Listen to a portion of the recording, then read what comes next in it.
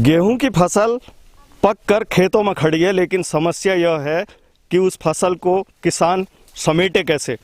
हालांकि यहाँ पर कुछ लोग अपनी फसल को काट रहे हैं क्योंकि मजदूरों की बहुत शॉर्टेज है। खुद 3 लोग लगकर यहाँ पर इस फसल को समेटने की कोशिश कर रहे हैं। समस्या यह है कि कटने के बाद ये जो फसल है ये खलिहानों तक कैसे पहुँचेगी।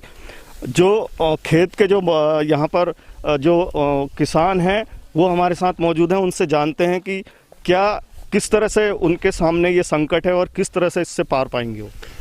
ऐसा भाई साहब, जैसे ये संकट भारत के ऊपर आया है कोरोना का, इस चक्कर में एक तो लेबर मिलना बहुत मुश्किल पड़ रहा है। लेबर जो मिल रही है वो बहुत पैनिक में और डरी हुई है। और दूसरी बात है कि ना हमारे पास किसान बहुत बड़ी कन्फ्यूजन स्टेट में है कि भाई कि हम किस तरीके से इसको कटी फसल को मंडी तक पहुंचाएंगे और उसके उचित दाम हमें मिल पाएंगे।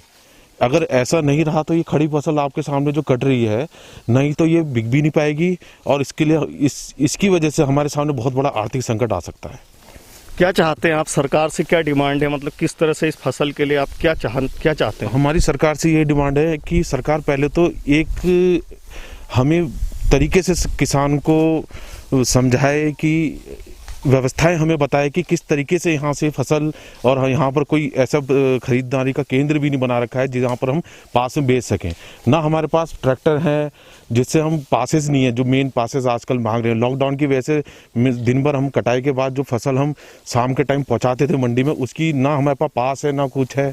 अगर हम फसल को दिन में सुबह ले जाते हैं कब बेचने के लिए, तो यहाँ पर हमारी जो है कटाई की व्यवस्था कौन देखेगा। इसलिए हमारी ये परेशानी है कि सरकार एक तरीके से उचित व्यवस्थाएं बनाए और कम से कम किसानों को रियायत तो दे कि फसल सही टाइम में पहुंच सके, जिससे आम जनता को भी मूल्यों में जो गिरावट आएगी उससे फायदा मिल सके।